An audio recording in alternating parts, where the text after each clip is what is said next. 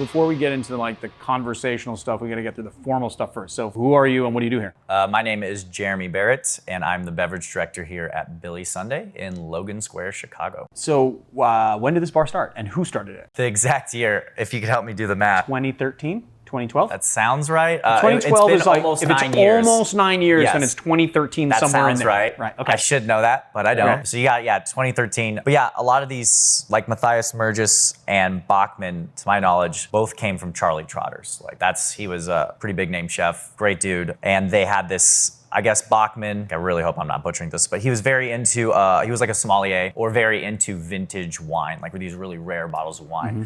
Terroir was a big thing for him, and that kind of inevitably led, as he was, I guess, looking for these bottles, led to finding Amari and like his love for Amari. So I think their combined heads was like, let's open up a cocktail bar in this neighborhood. We don't really have a kitchen downstairs, it's more like a prep kitchen, but they were putting out dishes that had no business coming out of that kitchen. Delicious stuff, right? Focusing on more of like food, and then this like pairing of like Amari and the education of it and cocktails, right? As everything was coming into. So yeah, this is like their baby. I think they always knew that they were going to expand and do other things, even though Yusho had opened first and was like this great concept, more restaurant or more food focused. This, I think, to my knowledge, was like, they always had this in mind. And even though this is small and we don't make a lot of money here, it's like, we're going to keep this one going because it's Billy Sunday. And I love that. I love that about this place. So we found out that Billy Sunday was a preacher. Do you know anything about Billy Sunday, the preacher? I did when I first started working here. I did all the research. So he was a preacher. He also played baseball for one of the teams here in Chicago. But he was one of the main opponents or the guys who was like, prohibition.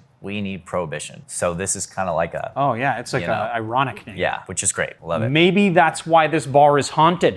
Maybe. The people that came in and the like clairvoyants that came in said it was good energy, right? No, because there was like a bunch of a couple of clairvoyant women that came in here. There's nothing malicious here, so maybe Billy's okay with it now. Maybe he understands that we just like to eat and drink as a society. But yeah, nothing malicious about the hauntedness of this place. Right. So we didn't establish this, but this bar is haunted.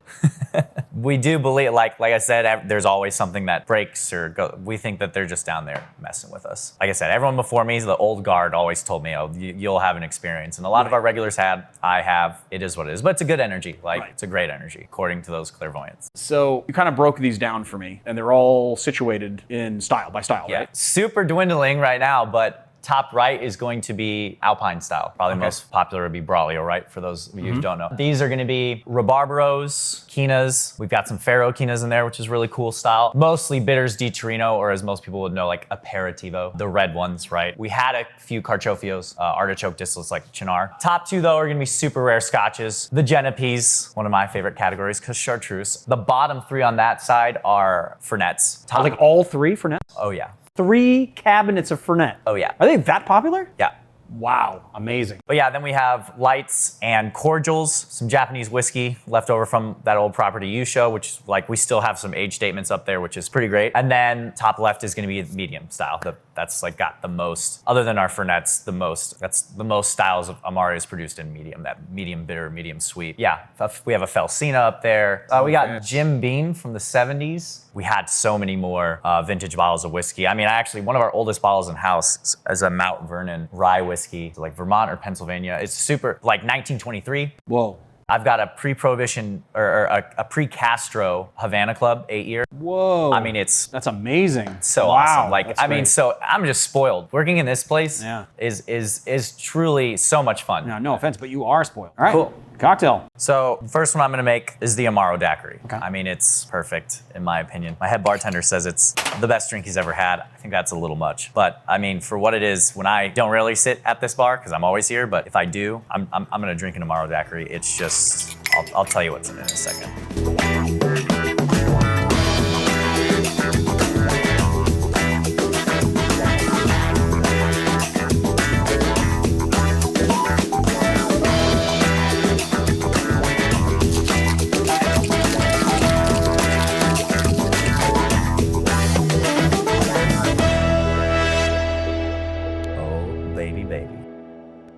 Let's taste it. I love this glass too. This glass is amazing. Yeah, brought those in, my favorite grandma coupes. I think it just is great for the Amaro Daiquiri. Uh-oh.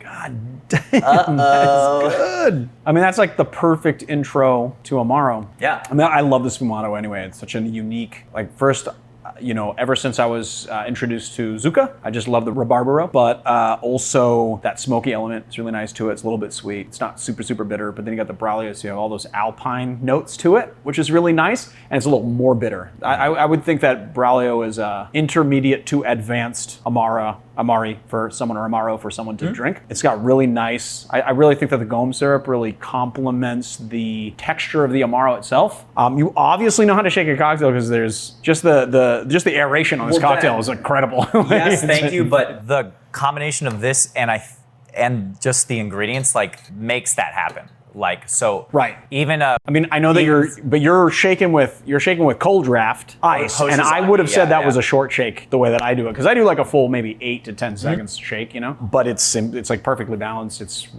not over. It's, you know, nicely diluted. I shake very well for daiquiris. I put some oomph into it, but yes, a slightly shorter shake, but I've got some oomph behind it. But like that head is just, I mean, that froth. It's just like, yep.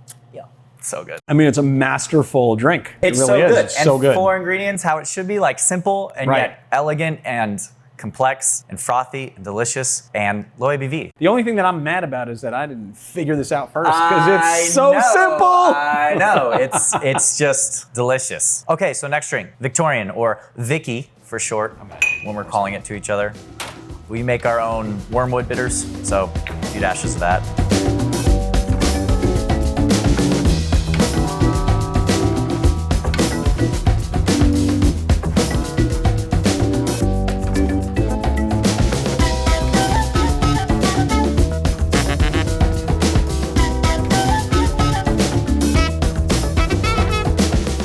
Yeah, so Victorian. So house-made wormwood bitters. Yes.